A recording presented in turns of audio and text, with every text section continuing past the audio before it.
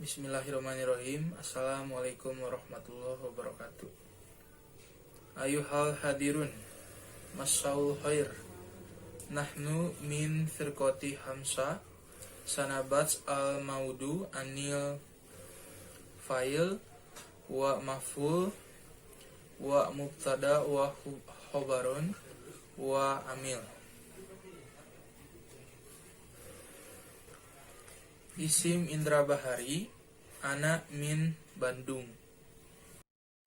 Baik, di sini saya akan menjelaskan tentang fa'il. Apa itu fa'il? Saya akan jelaskan di sini. Baik, fa'il adalah isim marfu yang disebutkan terlebih dahulu. Fi'ilnya dan fa'il terbagi menjadi dua bagian, yaitu fa'il yang zohir dan fa'il yang mudmar atau tersembunyi. Yang pertama adalah fa'il isim yang zohir. Fa'il isim yang zohir ini ialah lafaz yang menunjukkan kepada yang disebutkannya tanpa ikatan, seperti lafaz zaidun atau zaid dan rojul atau laki-laki dalam bahasa Indonesianya. Yang kedua adalah fa'il isim yang mudmar. Lafaz ini menunjukkan kepada pembicara atau mutakalim atau yang diajak bicara, mukhotob. Baik, untuk domir mutakalim ini dibagi menjadi dua. Ada mutakalim wahdoh, contoh katanya adalah ana, atau dalam bahasa Indonesia saya.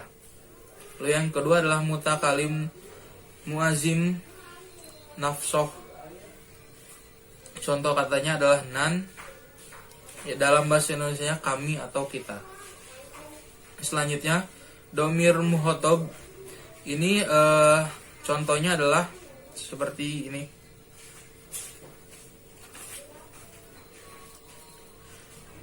Anti, kamu yang ditujukan pada perempuan. Lalu ada anta yang ditujukan kepada. Baik, untuk domir mutakalim ini dibagi menjadi dua. Ada mutakalim wahdoh, contoh katanya adalah ana, atau dalam bahasa Indonesia saya. Lalu yang kedua adalah mutakalim muazim nafsoh, contoh katanya adalah nan, dalam bahasa Indonesia kami atau kita. Selanjutnya domir muhotob ini contohnya adalah seperti ini.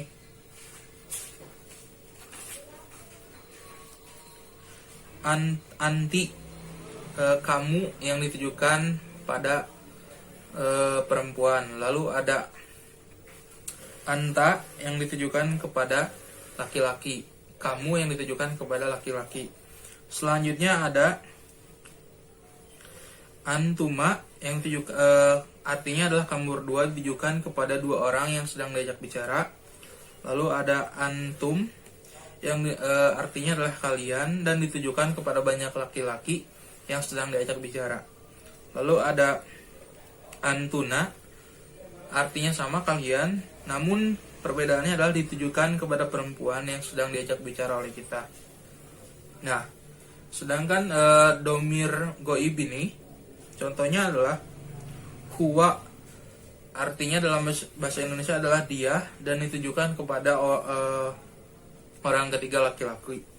Lalu ada hiya, artinya dia, ditujukan kepada orang ketiga perempuan. Lalu ada huma, artinya mereka berdua perempuan dan ditujukan kepada dua orang ketiga, baik laki-laki ataupun perempuan. Lalu ada hum, artinya adalah mereka dan ditujukan kepada banyak laki-laki, orang ketiga. Selanjutnya adalah hunna, artinya mereka, ditujukan kepada banyak perempuan, orang ketiga. Lalu domir dalam bahasa Arab terbagi menjadi dua, yaitu ada domir baris atau yang ditampakkan, seperti lafaz anna, nan, anta, anti, antuma, antum, dan antuna. Lalu yang kedua adalah domir mustatir, yang artinya yang tersimpan. Contohnya adalah dorobatu, dorobtu yang artinya dalam bahasa Indonesia adalah aku telah memukul. Lalu ada dorobna, artinya adalah kami atau kita telah memukul. Lalu ada dorobta yang artinya kamu telah memukul, ditujukan kepada laki-laki. Selanjutnya ada dorobti, artinya adalah kamu telah memukul, ditujukan kepada perempuan. Lalu ada dorobtuma, artinya adalah kamu berdua telah memukul, yang ditujukan kepada laki-laki ataupun perempuan. Lalu ada dorobtum, artinya adalah kalian telah memukul, ditujukan kepada laki-laki. Lalu ada dorobtuna, yang artinya kalian telah memukul, ditujukan kepada perempuan. Lalu ada doroba, yang artinya dia telah memukul, ditujukan kepada laki-laki. Lalu ada dorobat, yang artinya dia telah memukul, ditujukan kepada perempuan. Lalu ada doroba, yang artinya mereka berdua telah memukul, ditujukan kepada laki-laki. Lalu ada dorobata, yang artinya mereka berdua telah memukul, ditujukan kepada perempuan. Lalu ada dorobu, artinya mereka telah memukul, ditujukan kepada laki-laki. Lalu ada dorobna, artinya adalah mereka telah memukul, ditujukan kepada perempuan. Baik, mungkin itu materi fa'il yang saya sampaikan.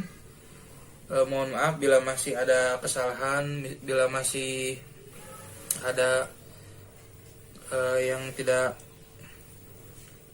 jelas dan sebagainya. Selanjutnya materinya adalah materi fa'ul yang akan dijelaskan oleh Kamila. Wabillahi taufiq wal hidayah. Assalamualaikum warahmatullahi wabarakatuh.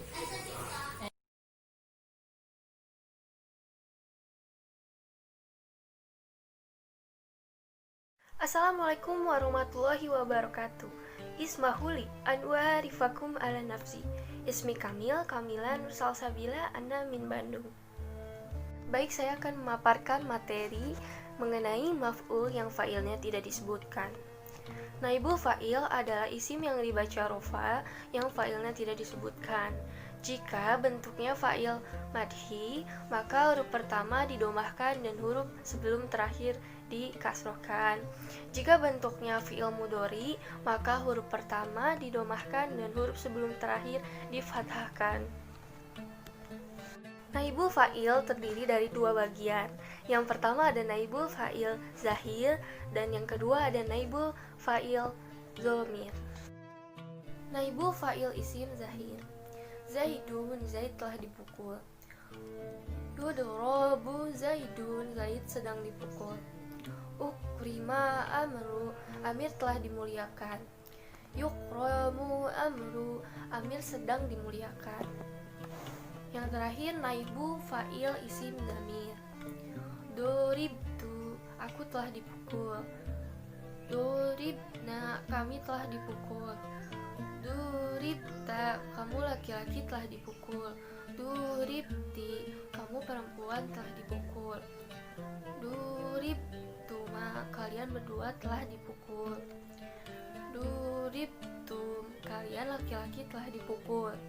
Duribtuna, kalian perempuan telah dipukul. Duribba, dia laki-laki telah dipukul. Duribat, dia perempuan telah dipukul. Duriba, mereka berdua telah dipukul. Duribu, mereka laki-laki telah dipukul. Sekian materi yang telah saya sampaikan. Mohon maaf bila ada kesalahan. Syukron. Wassalamualaikum warahmatullahi wabarakatuh.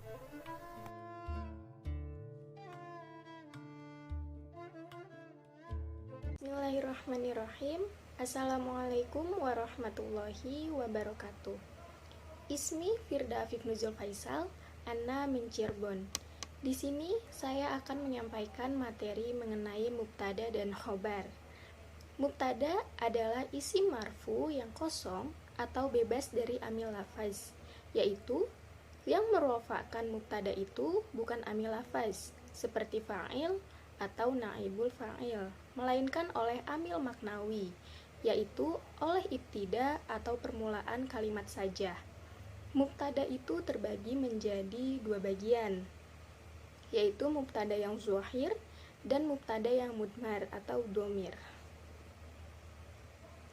Yang pertama ada mubtada zuhir, yaitu isim yang terlihat wujudnya atau isim yang terlihat jelas.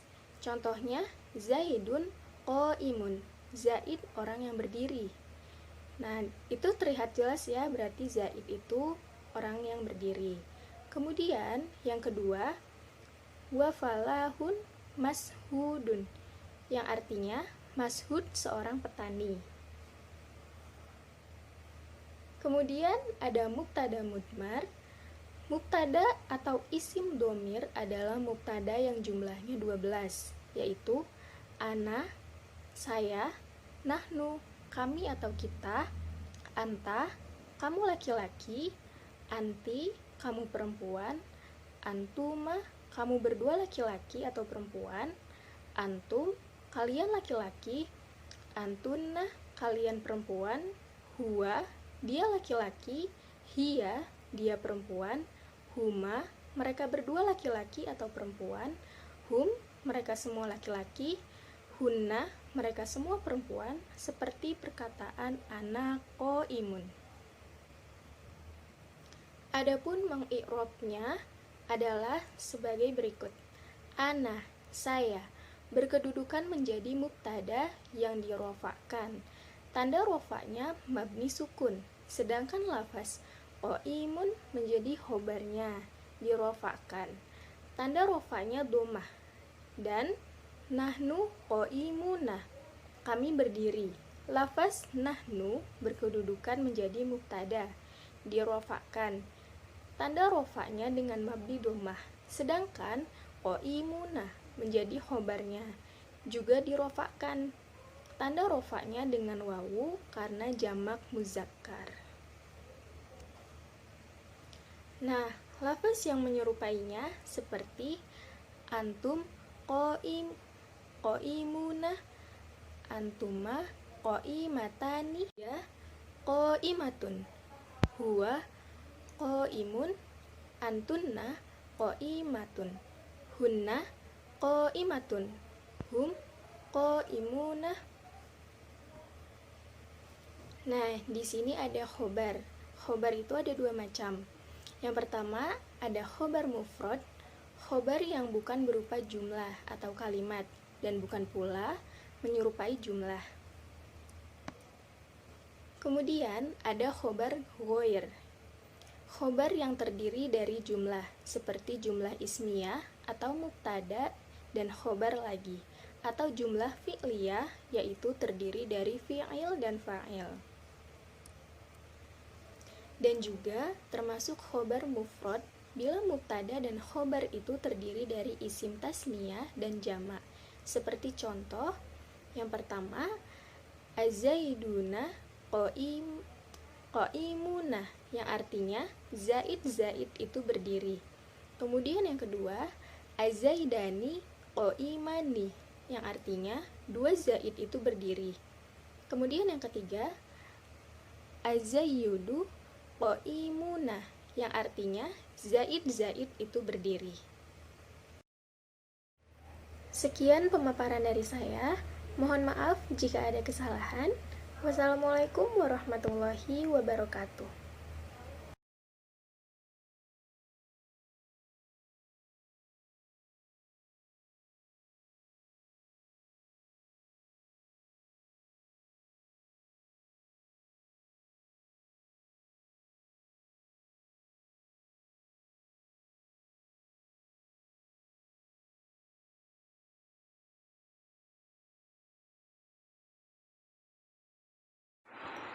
Assalamualaikum warahmatullahi wabarakatuh. Ismi Agnia min Cimahi akan memaparkan bab amil-amil yang suka memasuki mubtada dan khobar. Wahia salah satu asya'a kana wa akhwatuha wa inna wa akhwatuha wa zonamtu wa akhwatuha. Amil-amil yang suka masuk kepada mubtada dan khobar itu ada 3 perkara. Yang pertama, kana dan saudara-saudaranya, inna dan saudara-saudaranya, dan zonna dan saudara-saudaranya. Saya akan membahas mengenai kana dan saudara-saudaranya. Adapun kana dan saudara-saudaranya, sesungguhnya mereka berfungsi merafakkan isim dan menasyabkan khabar. Kana dan saudara-saudaranya ini adalah yang pertama, kana yang berarti ada dan lalu terjadi.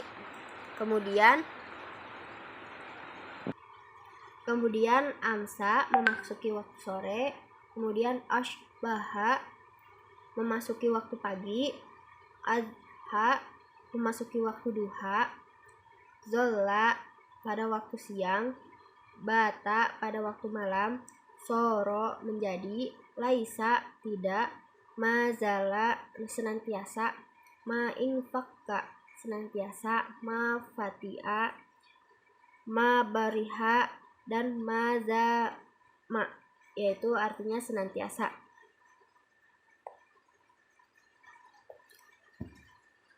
Lalu termasuk juga tasyrif atau perubahan kata dari kata-kata di atas seperti kun, yakunu, dan kana, itu dari telah terjadi, kemudian sedang terjadi, dan jadilah. Kana jadilah, kun telah terjadi, yakun sedang terjadi. Kemudian asbih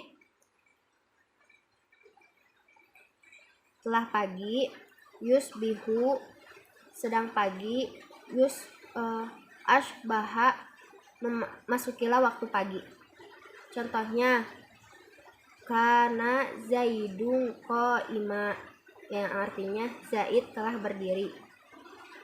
Kemudian walaisa amru syakhiso, yang artinya tidak pergi. Sekian yang dapat saya sampaikan.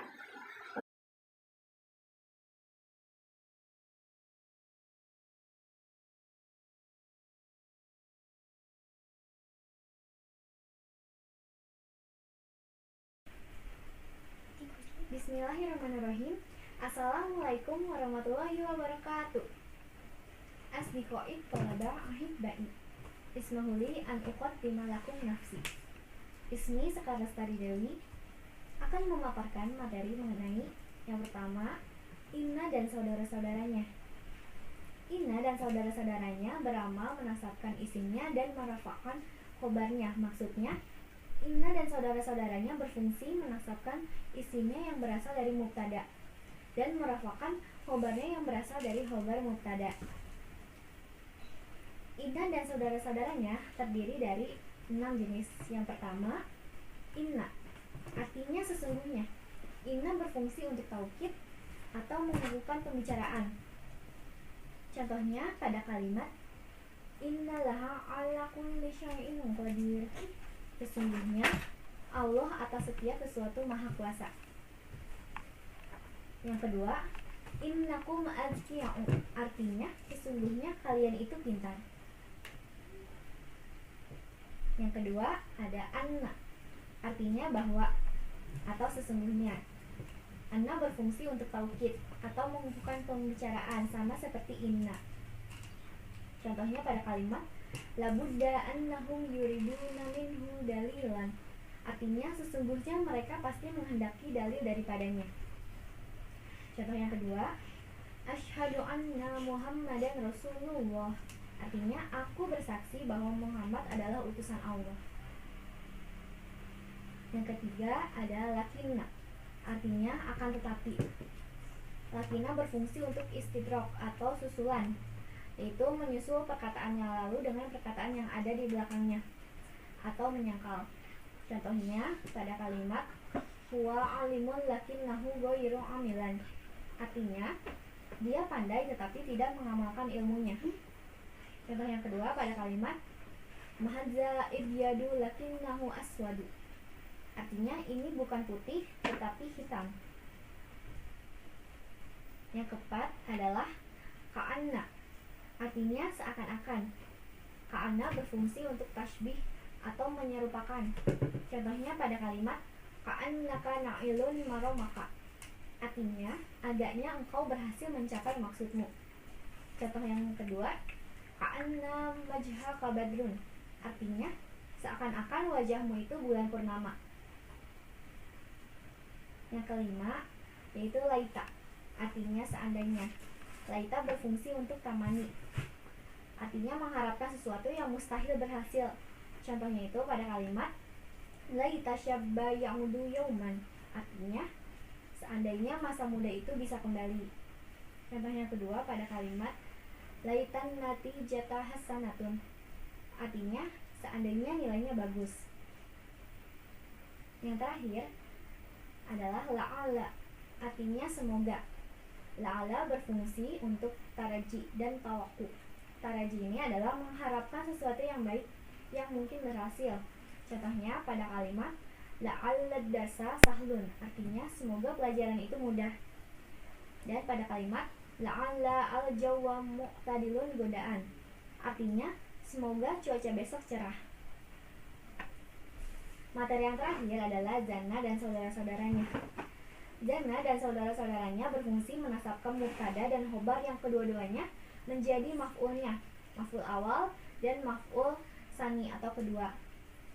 Zanna dan saudara-saudaranya terdiri dari yang pertama ada zonangtu, artinya aku menduga. Yang kedua, za'amtu hiltu hasibtu, artinya aku menduga. Yang ketiga, alimtu ra'aitu wa wajadtu, artinya aku telah mengetahui dengan yakin. Yang keempat, waja'altu wa takhadtu, artinya aku menjadikan. Dan yang kelima ada sami'tu, artinya aku telah mendengar.